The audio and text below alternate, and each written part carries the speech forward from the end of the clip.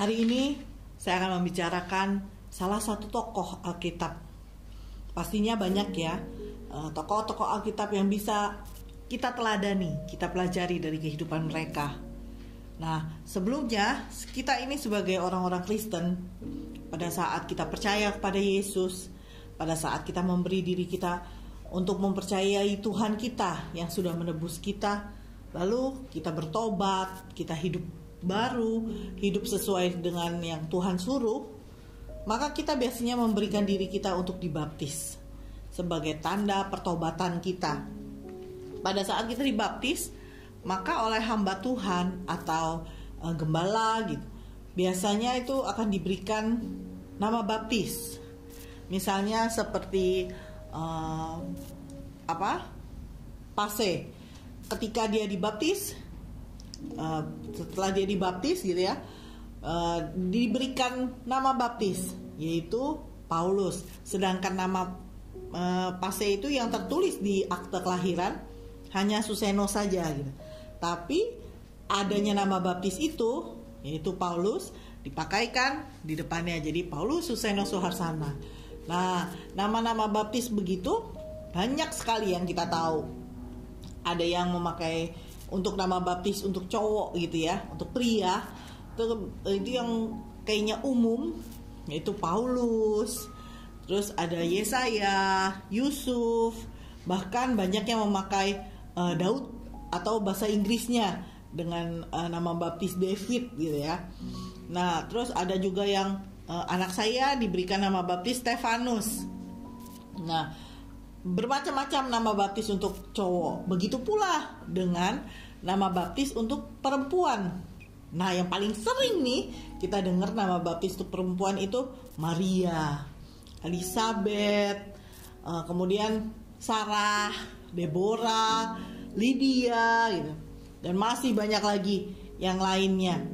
Nah, ketika kami, keluarga kami gitu memberikan diri dibaptis di gereja lama kami, waktu itu saya ingat banget kita bersama-sama baptisannya gitu ya. Ada papa saya, mama saya, cece saya gitu. Adik saya nggak ikut karena dia masih kecil gitu saat itu. Nah, pada saat kita memberikan diri dibaptis, kita nggak tahu diberikan nama baptis apa. Oleh saat itu yang memberikan nama baptis itu ibu gembala. Diberikan nama baptis apa itu kita tidak mengetahuinya gitu.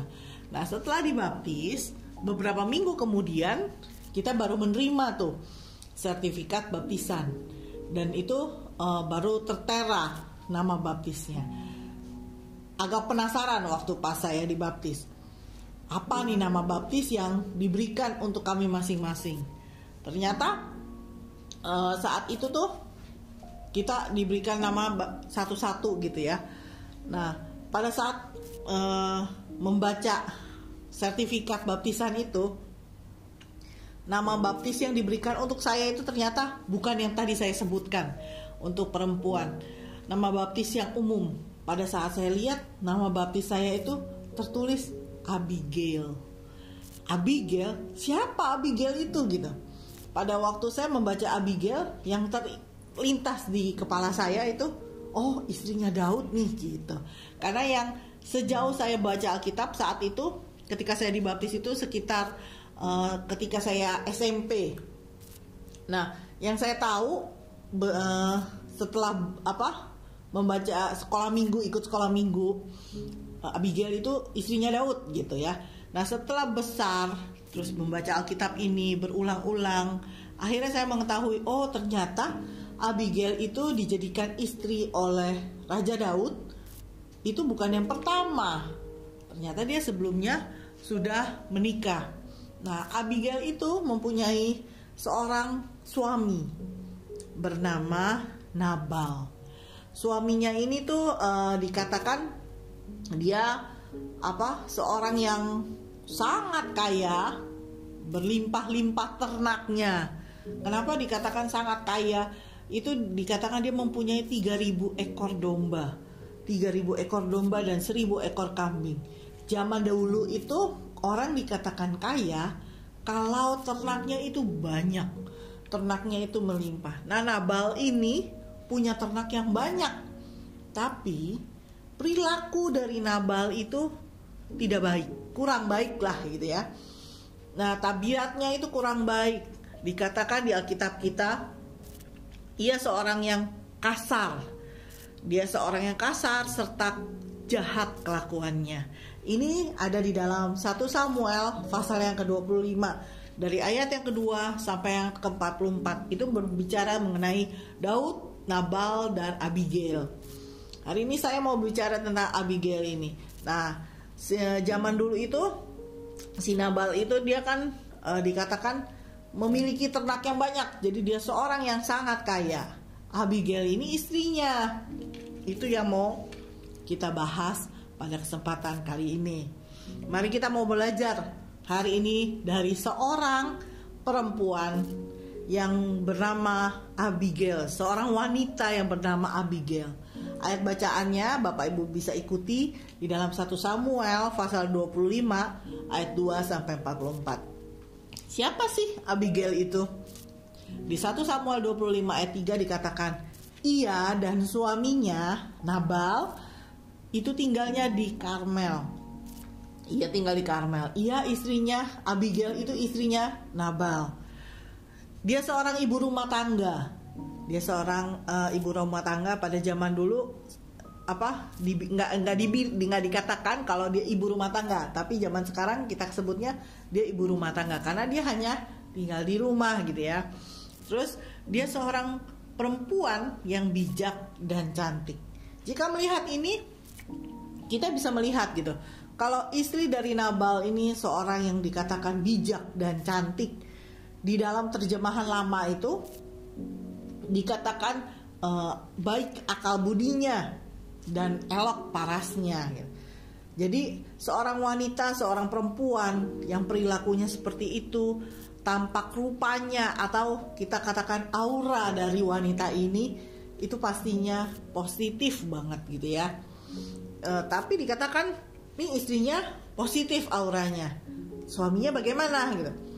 Terus dikatakan di ayat selanjutnya bahwa suaminya itu orang yang kasar, orang yang kasar dan jahat kelakuannya.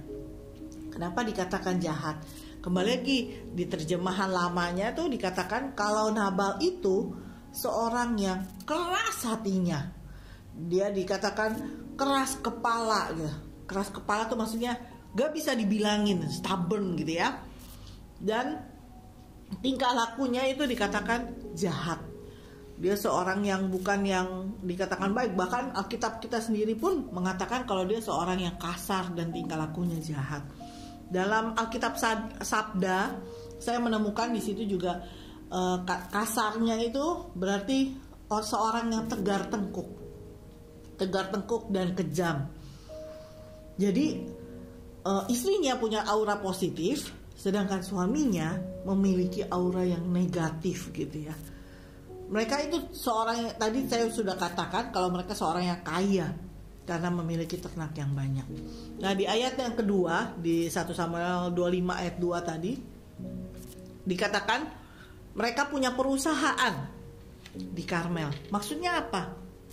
Perusahaan itu untuk menggunting bulu-bulu domba ternaknya yang banyak. Tadi dibilang 3.000 domba. Jadi dia mempunyai suatu tempat untuk menggunting bulunya. Nah, pada saat itu Nabal lagi menggunting bulu domba, ternyata Raja Daud dan pasukannya dengar nih, oh Nabal lagi gunting bulu domba gitu. Terus akhirnya Raja Daud menyuruh 10 orang untuk pergi ke Nabal. Untuk pergi ke Nabal untuk menanyakan kabarnya Nabal gitu ya. Dia menyuruh 10 orang itu untuk menanyakan kabarnya. Itu ada di dalam 1 Samuel 25 ayat 4 sampai 8. Jadi ceritanya seperti ini. Daud bilang nih ke 10 orang yang dia suruh untuk pergi ke Nabal. Pergilah ke Karmel, temuilah Nabal gitu. Lalu kalian tanyakan keselamatan dia, bagaimana kabar dia atas namaku. Kata Daud seperti itu. Maksudnya menanyakan kabarnya Nabal. Kalau sekarang mungkin seperti kita basa-basi gitu ya. paling nggak nanyain kabarnya lah gitu. Nah, disuruh orang-orangnya untuk menanyakan kabar Nabal. Nah, terus disampaikan salam dari Raja Daud.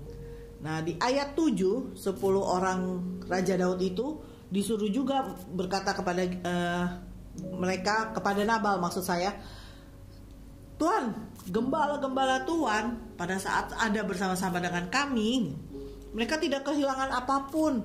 Mereka selalu keselamatannya terjaga gitu ya. Orang-orang itu mengatakan seperti itu. Kalau Tuan tidak percaya, bisa Tuan tanyakan saja kepada orang-orang Tuan gitu. Nah, kalau biarlah orang-orang Tuan itu yang membicarakan bagaimana kami memperlakukan mereka dengan baik, kata pasukan Daud mengatakan seperti itu. Jadi maksudnya pada saat gembala-gembalanya Nabal bukan ngangon, menggembalakan lah gitu ya, menggembalakan ternaknya, mereka tuh benar-benar tenang, damai sejahtera, keselamatan mereka terjaga gitu. Karena apa? Karena pasukannya Daud itu gitu. Nah, mereka katakan seperti itu. Biarlah Tuhan bisa memberikan belas kasihan pada kami gitu. Barangkali bisa memberikan kami makan atau minum gitu. Mereka mengatakan itu kepada Nabal. Tapi ternyata di ayat yang ke-10 Nabal mengatakan dengan sok gitu, Daud? Siapa Daud? Gitu. Kemudian dia katakan, siapa anak Isai itu? Gitu. Kenapa saya harus mengambil ternak saya untuk mengolah makanan dan minuman untuk Daud?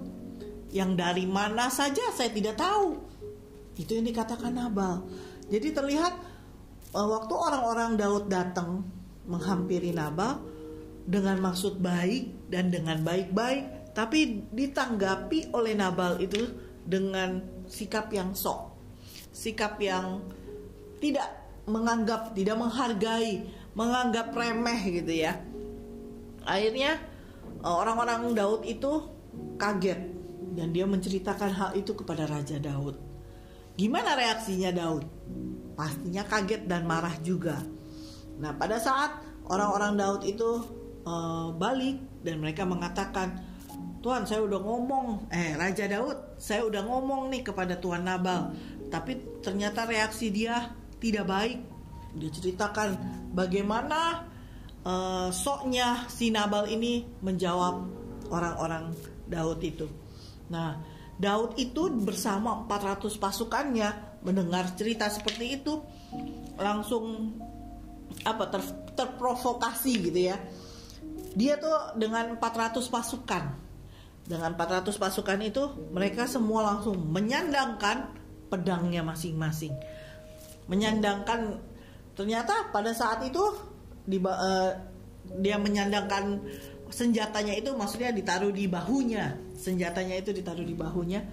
Ternyata Abigail tuh mendengar cerita tentang apa reaksi dari Daud melihat suaminya berperilaku kasar, berperilaku tidak sopan terhadap Raja Daud.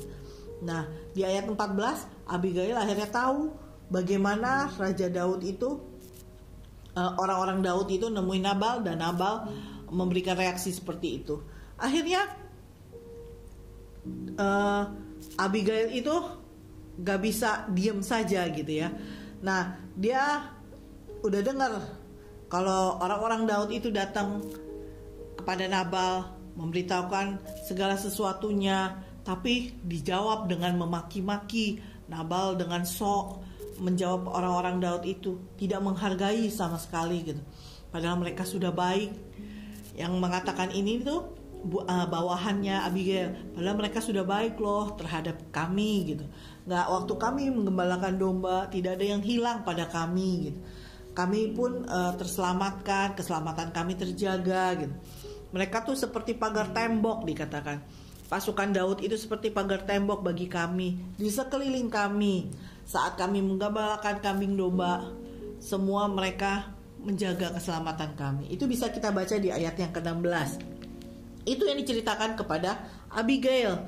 Peristiwa apa yang terjadi pada Nabal dan keluarganya karena perlakuan suaminya ini kepada orang-orang Raja Daud itu. Nah, dari cerita Abigail ini ada beberapa pelajaran yang bisa kita ambil, yang bisa kita teladani. Supaya apa? Supaya kehidupan kita tuh bisa menjadi lebih baik dari hari ke harinya. Jadi pelajaran pertama yang bisa kita ambil dari kisah hidup Abigail dari 1 Samuel 25 ayat 14 sampai 17, yaitu dia seorang yang mau mendengar. Kenapa saya katakan dia seorang yang mau mendengar? Pada saat disampaikan kepada dirinya apa yang akan dilakukan oleh Daud, Daud marah, menyandangkan senjatanya gitu. Dia sebenarnya bukan seorang yang mudah untuk diberitahukan seperti itu. Dinasehati harus bagaimana, itu bukan seorang yang mudah, karena dia istri dari seorang yang sangat kaya. Bukan seperti kita pada saat kita dinasehatin, kita dengar tapi terus berlalu begitu saja gitu ya, tidak melakukan apa-apa. Tapi Abigail ini pada saat dia diberitahukan, dia dengarkan dengan baik-baik gitu. Maksud dari pendengar di sini itu sama seperti kisah waktu Abraham disuruh keluar dari tanah nenek moyangnya. Kemana dia nggak tahu, tapi dia dengarkan suara Tuhan itu. Pada saat Tuhan bilang, pergilah keluar dari rumahmu, dari tempat tinggalmu, dan pergi. Kemana? Tuhan gak kasih tahu, tapi Abraham mau mendengarkan. Dia melakukan firman Tuhan itu. Begitu pula dengan Samuel. Pada saat Tuhan memanggil Samuel, pada saat dia masih kecil, dia lagi tidur, ternyata namanya dipanggil gitu ya. Samuel, Samuel. Dia kira Imam Eli, ternyata Tuhan. Akhirnya Imam Eli bilang, pada saat kamu dengar lagi, nanti kamu jawab, ya Tuhan berbicaralah, aku mendengar. Nah begitu dia berbicara, Tuhan berbicara lagi, manggil dia dengarkan ya, suara Tuhan itu baik-baik. Jadi si Abigail ini dia mau mendengarkan. Orang-orangnya Daud itu menemui suaminya baik-baik, tapi suaminya tidak membalas dengan sopan, tidak membalas dengan menghargai gitu ya, dengan hormat, tapi malah dengan kasar, dengan maki-maki. Akhirnya Abigail tahu apa yang harus dilakukannya akibat dari tingkah suaminya itu. Padahal yang memberitahukan berita itu kepada dirinya bukan seorang teman, bukan seorang atasan, bukan seorang yang kalau zaman sekarang itu kita hargai gitu ya, tapi ini seorang bujang. Bujang itu kalau zaman dulu, sekarang itu mungkin asisten rumah tangga gitu ya. Nah, seorang yang sebenarnya gak layak untuk memberikan nasihat, tapi Abigail mau mendengarkan. Kadang tuh kita hal soal mendengarkan itu beresiko tinggi. Maksudnya gini, banyak sekali kasus-kasus suami istri konseling rumah tangga gitu, itu terjadi karena tidak mau saling mendengarkan. Benar ya. Pada saat istrinya bilang begini, oh ternyata kita tahu istrinya bilang begitu karena suaminya gak mau mendengarkan istrinya. Pada saat suaminya bilang, istri saya tuh gini, ternyata istrinya gak mau mendengarkan gitu.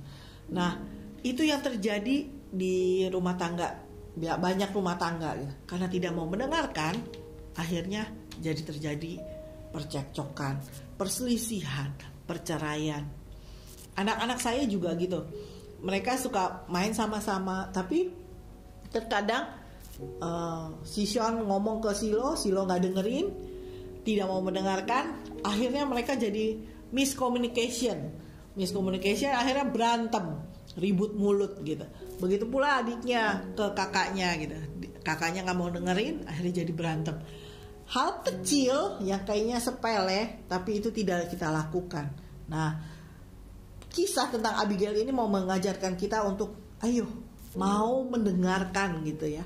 Jadi pelajaran pertama yang harus kita teladani itu mau mendengarkan.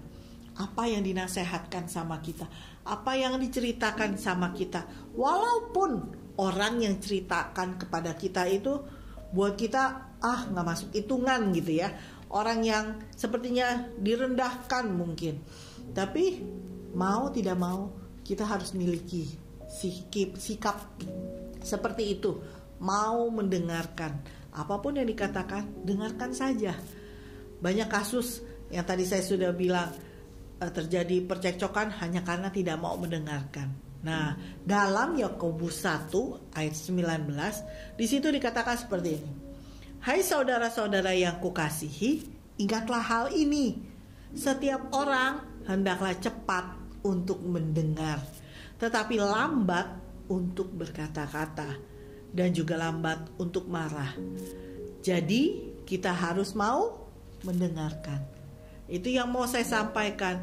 Pelajaran pertama yang harus kita semua lakukan, kita harus mau mendengarkan. Apapun itu, pakai telinga ini untuk cepat mendengar.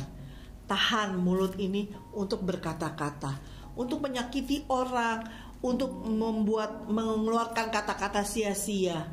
Ini yang harus kita tahan. Tapi kita cepat untuk mendengar. Kita mau memakai telinga yang Tuhan berikan bagi kita ini untuk mendengar.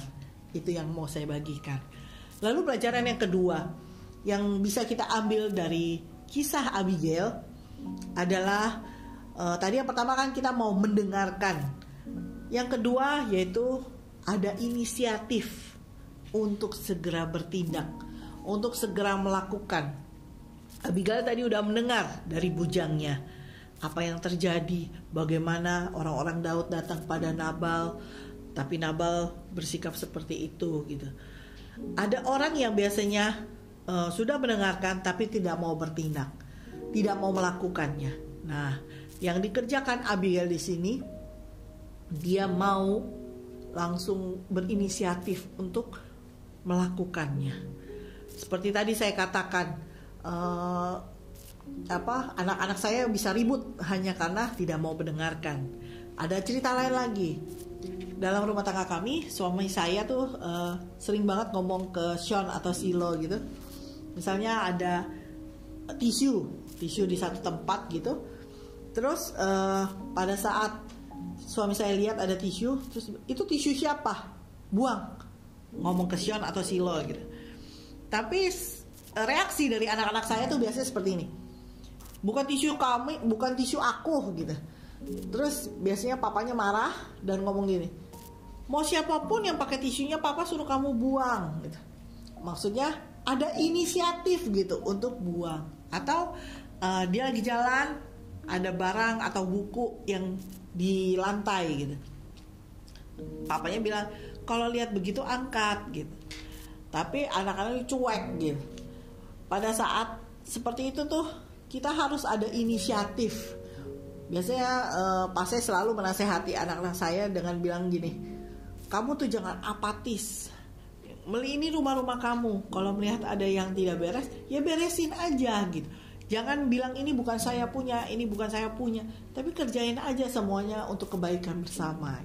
Itu yang harus kita lakukan dari kisah Abigail ini. Dia udah mau mendengarkan dan dia berinisiatif untuk melakukannya. Dia berinisiatif untuk bertindak. Pelajaran yang kedua yang mau saya bagikan bagi kita semua, ada inisiatif dari diri kita sendiri untuk melakukan sesuatu bagi orang lain. Walaupun sebenarnya sepertinya itu nggak ada untungnya buat diri kita gitu ya.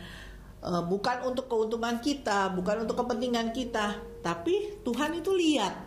Tuhan itu catat hidup kita ini yang kayaknya hanya perintilan kecil-kecil yang tidak masuk hitungan, tapi itu Tuhan tahu, Tuhan catat. Jadi kita harus lakukan itu juga dalam kehidupan kita. Kita harus inisiatif melakukan hal yang baik untuk walaupun bukan buat kepentingan sendiri, tapi buat orang lain. Itu yang harus kita lakukan. Jadi pelajaran yang ketiga yang bisa kita ambil dari kisah hidup Abigail ini, yaitu kita harus seperti Abigail ini. Kenapa saya katakan kita harus seperti Abigail ini? Dia cuma mau mendengarkan, dia berinisiatif untuk melakukan, tapi ada satu hal lagi, dia memiliki sifat yang rendah hati. Kenapa saya katakan dia memiliki sifat yang rendah hati? seorang istri dari orang yang dikatakan Alkitab kita sangat kaya. Biasanya orang yang kaya itu kan kedudukannya, posisinya lebih tinggi gitu ya dibandingkan orang-orang lain pada umumnya. Tapi kita bisa melihat di sini Abigail itu bisa rendah hati, dia mau mendengarkan bujangnya. Di ayat 14 itu yang tadi sudah kita bahas, dia mau mendengarkan bujangnya. Di dalam Alkitab kita itu tertulis kalau dia benar-benar mau dengerin anak buahnya. Coba kita yang punya asisten rumah tangga, pernah nggak gitu kalau asisten rumah tangga kita, bu, ini ibu harus gini, mau nggak kita mendengarkannya? Nah, maksud saya Abigail di sini tuh punya posisi yang tinggi. Pada saat bujangnya memberitahukan sesuatu, dia mau loh mendengarkan. Berarti dia punya rendah hati itu. Dia memiliki rendah hati itu. Yang kedua, di ayat 18, Abigail juga mau merendahkan hatinya. Buat apa? Berbuat baik. Berbuat baik kenapa? Kepada Daud. Dia mau mengambil hatinya Daud karena sikap suaminya yang sudah bersikap salah, bersikap kasar terhadap Daud dan pasukannya. Dia mau merendahkan dirinya, mengambil hati dari Raja Daud. Itu yang dikerjakan oleh Abigail. Jadi dia mau benar-benar merendahkan dirinya untuk melakukan hal itu. Itu sikap yang saya katakan rendah hati. Kemudian di ayat yang ke-23, di situ juga dijelaskan Abigail mau merendahkan hatinya, mau sujud menyembah kepada Daud. Sujud dengan apa? Menyembah tuh dengan mukanya sampai ke tanah dikatakan. Seorang istri dari orang yang sangat kaya, tapi dia mau melakukan itu. Padahal kalau kita lihat Abigail itu kan istri dari, kalau zaman sekarang mungkin kita katakan Nabal itu seperti bos-bos yang pada umumnya gitu. Nah, tapi dia mau merendahkan dirinya, menyembah Daud sampai mukanya sampai ke tanah. Itu yang dilakukan oleh Abigail. Abigail mau melakukan hal itu karena rendah hati. Dia memiliki sifat itu. Jadi pelajaran yang ketiga untuk kita semua, kita harus rendah hati. Sama seperti Abigail. Saya seringkali menasehati suami, anak-anak saya tuh dengan udah rendah hati aja. Dari dulu sampai sekarang selalu kita melayani Tuhan dengan kerendahan hati kita. Kita gak ada apa-apanya, tapi miliki kerendahan hati itu. Maka biar Tuhan yang mengangkat kita tinggi. Tapi kalau misalnya dengan ego kita, dengan aku kita bisa salah, kita bisa jatuh. Nah, dari pelajaran yang kita dapatkan ini, kalau kita selalu rendah hati, apa yang akan kita dapat gitu ya. Nah, kenapa? Dalam Alkitab kita, di dalam Mazmur 22 ayat yang ke-26 dikatakan seperti ini. Orang yang rendah hati akan makan dan kenyang. Orang yang mencari Tuhan akan memuji-muji Dia. Biarlah hatimu hidup untuk selamanya. Jadi orang yang rendah hati, hidupnya terjaga, hidupnya akan terjamin. Tuhan katakan hatinya, hidupnya akan terjaga selama-lamanya. Kemudian dalam Mazmur 25 ayat yang ke-9, di situ juga dikatakan ianya huruf besar, membimbing orang-orang yang rendah hati menurut hukum, dan ia mengajarkan jalannya kepada orang-orang yang rendah hati. Orang yang rendah hati, kenapa kita harus rendah hati? Karena dikatakan di ayat ini, kalau orang yang rendah hati itu Tuhan akan mengajarkan, Tuhan akan membimbing hidup dari orang-orang yang rendah hati. Pada saat kita sombong, Tuhan gak suka akan hal itu. Jadi ayo sama-sama rendah hati. Kemudian di dalam Amsal pasal yang ketiga ayat 34b itu mengatakan seperti ini. Orang yang rendah hati dikasihaninya. Maksudnya orang yang rendah hati itu dikasihi oleh Tuhan. Jadi orang yang rendah hati itu malah untung. Tuhan menyayangi, mengasihi setiap orang yang rendah hati. Kemudian di Amsal 11 ayat 2 juga itu dikatakan, jikalau keangkuhan tiba juga cemooh, tetapi hikmat ada pada orang yang rendah hati. Itu yang Tuhan mau kita semua untuk rendah hati. Dia akan memberikan hikmatnya bagi kita. Apa yang kita gak pikirkan, Tuhan bisa berikan bagi kita. Sama seperti kisah Abigail itu. Waktu dia dengar suaminya memperlakukan orang-orang Daud seperti itu, hikmat Tuhan yang akhirnya bisa Abigail berinisiatif dan melakukan ini dan itu kepada Daud, dan akhirnya Daud tidak jadi marah gitu ya. Nah, itu hikmat itu yang Tuhan berikan bagi orang-orang yang rendah hati.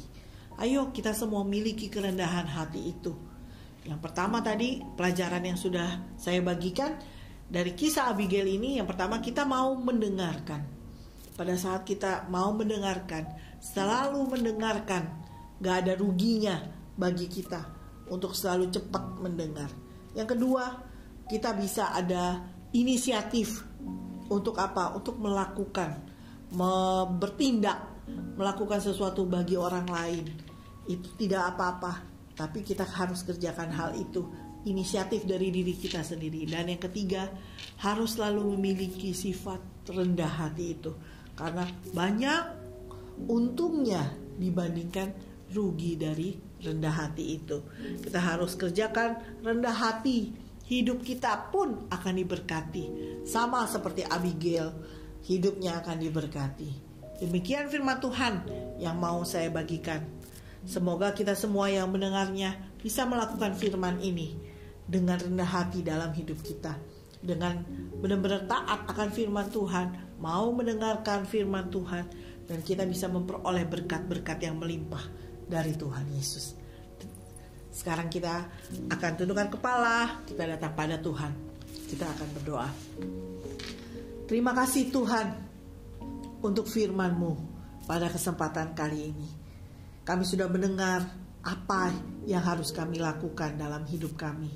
Bila kami mau cepat untuk mendengar, walaupun yang mengatakan itu bukan seseorang yang bisa dikata lebih rendah dari kami, tapi kami mau mendengar.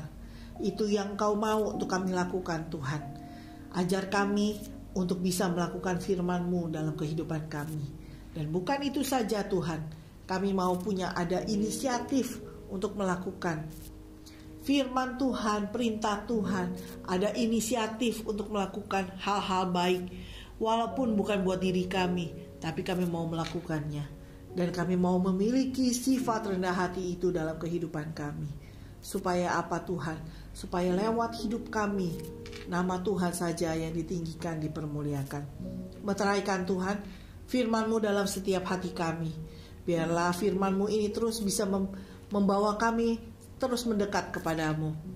Kami serahkan semuanya ke dalam tangan-Mu Tuhan. Kami serahkan semua yang mendengar acara ini. Kami serahkan hidup kami. Jika kami mau melakukan firman Tuhan ini, kami akan berubah. Tuhan akan mengubah hidup kami, dan kami akan diberkati Tuhan. Hidup kami tadi dikatakan terjaga selama-lamanya. Berkat Tuhan akan melimpah atas hidup kami. Terima kasih Tuhan. Kami serahkan semuanya ke dalam tangan-Mu. Kami serahkan Indonesia ini dalam tangan Tuhan. Kami mencintai Indonesia ini, dan kami percaya Tuhan Yesus juga mencintai Indonesia ini. Terima kasih Tuhan. Kami serahkan semuanya ke dalam tangan-Mu.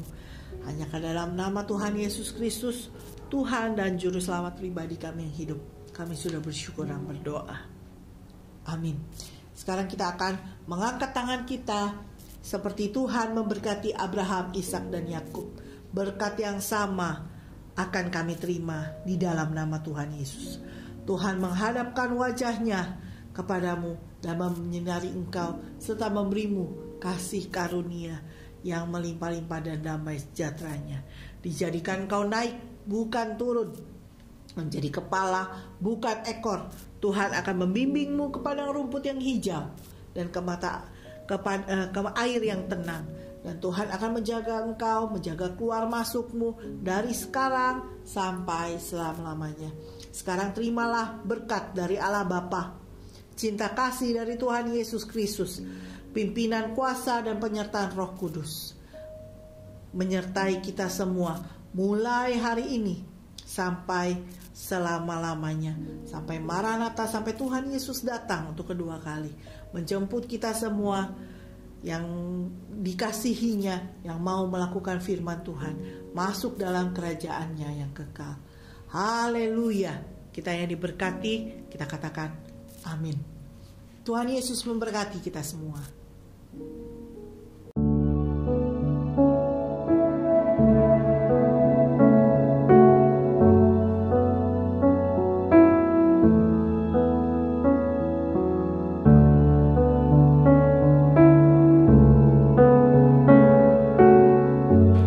Bapak Ibu yang merasa diberkati dan ingin memberkati kami lebih lewat dana, dapat disalurkan melalui scan barcode berikut ini atau ditransfer melalui rekening yang ada di layar Bapak Ibu Saudara.